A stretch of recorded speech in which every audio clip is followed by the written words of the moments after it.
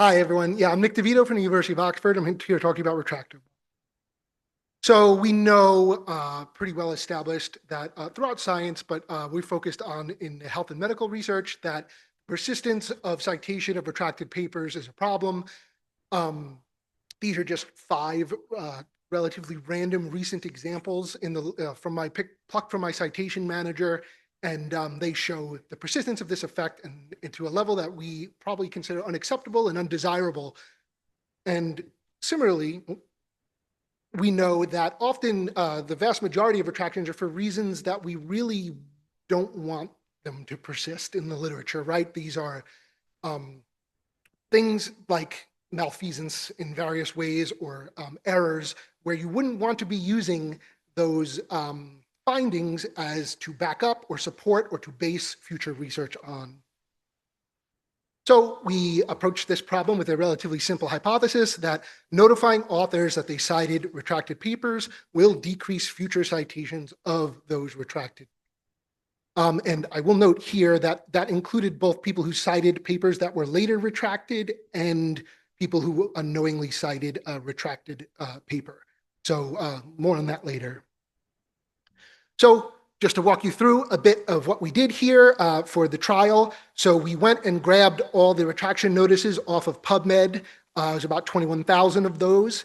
We linked those up to Scopus so we could track citations and get author contact information. Elsevier provided us a bit of in-kind API access for that in support of the project.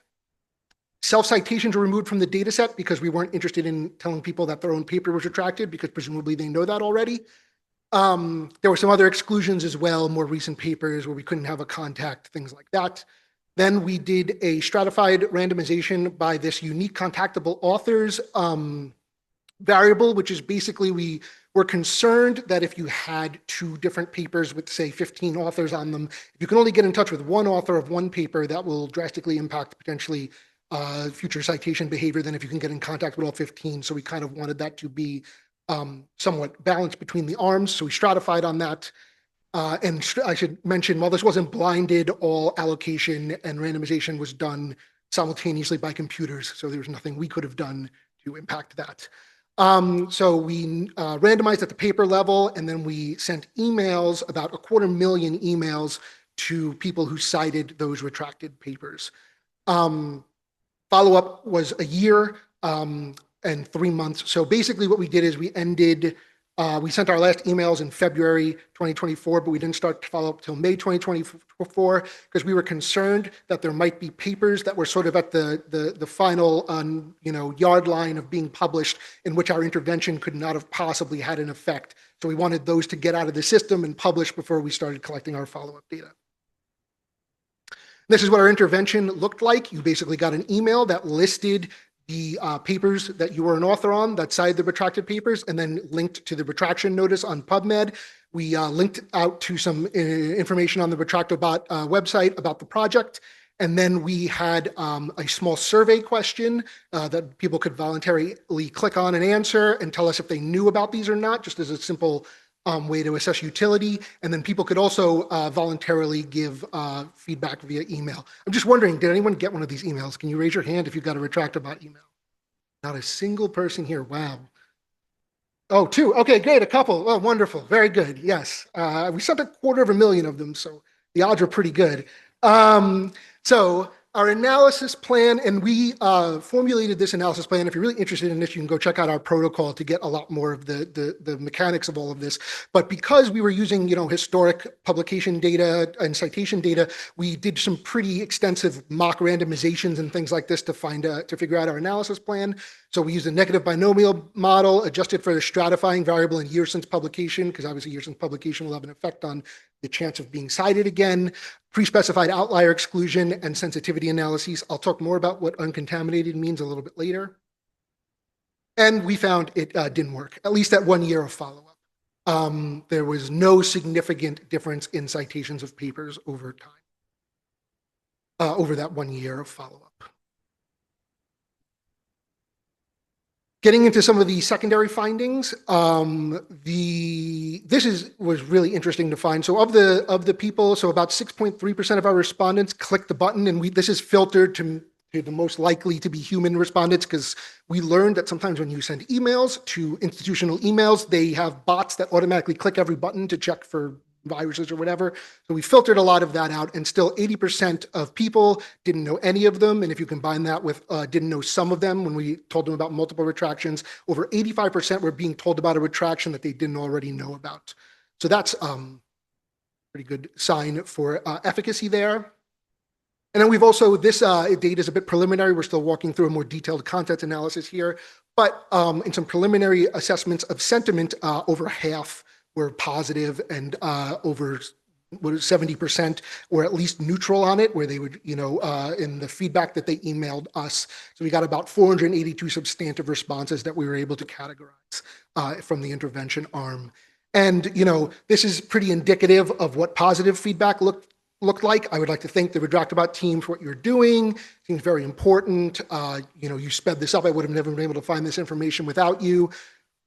Things like that, which are, great to hear and really encouraging. And, but the negative feedback looked something like this. So please don't waste my time with this stuff in the future. Why not, put your efforts into solving global warming rather than this?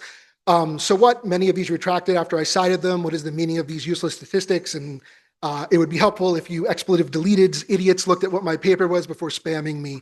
Those first two, right? If someone's just they don't care, what are you going to do? Like, you can't make someone care about this. But I think the second two are indicative of some interesting trends and patterns that emerged during this feedback. So you have people who, remember I said we cared about people who both cited papers that were later retracted and people who cited retracted papers. We got lots of emails saying, hey, I published this and I cited it when it was not retracted and it got retracted 5 years later. What was I supposed to do? I can't tell the future. Seemingly, which is interesting because it seemed very obvious to us why you might want to notify someone that if you cited something when it was valid and it was later retracted and you never clocked that it was retracted, you're at a very high risk of citing it again. And people were not making that connection, which I find very interesting. And secondly, the last response there, clearly that person maybe was citing this paper in the context of it having been retracted. They were angry that we wasted their time by sending them this email, apparently. And that's something that is a known limitation. We did not, our RetractoBot software was not meant to find retraction context and take it into account. So I can talk a little bit about that here. So contamination, we sort of, there's two ways you could have ran this trial. We're either randomizing at the paper level or randomizing at the author level. And weighing the pros and cons, we chose to randomize at the paper level. But that can lead to the contamination problem in which someone could have had papers that cited retracted papers in both the intervention and the control arm. We only told them about the intervention arm, but you can imagine that might also affect their behavior towards papers that were in the control arm. So we had a non-contaminated sensitivity analysis that was much smaller. It still showed no effect. RetractoBot is context blind as to why retraction was cited. I'm told by some colleagues that I've discussed this with that there might be ways to crack this. So maybe there's a RetractoBot 2 in the future where we're able to target this intervention a lot more and then therefore potentially see a greater effect for people who are most likely at risk to cite these papers, rather than someone who say, we're trying to get a paper retracted, it got retracted, and then they're never going to cite it again, or we're citing it in the context of already being retracted. Also, this effect, I think there's a legitimate hypothesis that this effect could grow over time that we just checked too soon. The constraints of the project and the funding and the project team meant that we only had a year of follow-up. But I think that since we have access to the data, we should be doing longer post hoc follow-up of this to see if this effect grows over time. And so talk about a bit more here in the conclusions. We found no effect of our intervention at 1 year of follow-up. And as I said, this effect might need time to fully manifest in the data as the opportunity to cite notified retracted papers arises.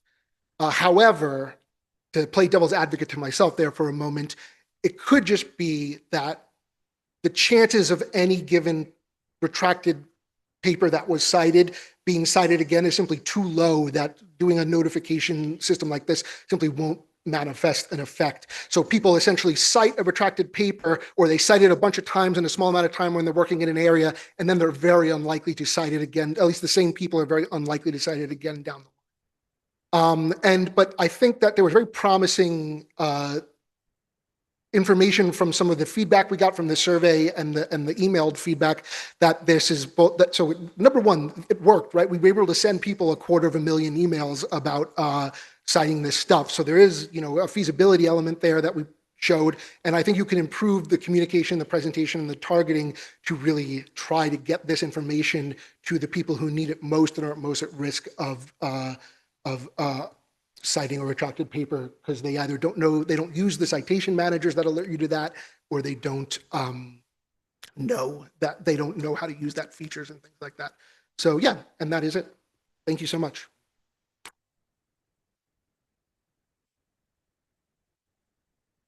Thank you very much for this RetractoBot. Wow, amazing. Anna, you've got a question. Yeah, thanks, Anna Marušić, Croatia. Very interesting study. Good to see randomized trial for interventions. I was wondering whether you looked whether authors either commented or did you check that they corrected their articles to remove the reference, because that would be the best output of your intervention. Yeah, so we did not formally follow that up, but so we the feedback we got from emails, we tried to respond to them, but that got out of control very quickly. But some of the feedback we got was indeed either people asking for advice on what to do next, and there is a great blog post from the Retraction Watch folks that we would link them off to. But ultimately, we deferred. We generally did not advise anything because we didn't want to fill that role. We wanted to. We deferred to the expertise of the authors in determining whether the citation impacted the study enough to have an effect. However, at least one person got in touch and said, I immediately contacted the journal and asked them to fix these.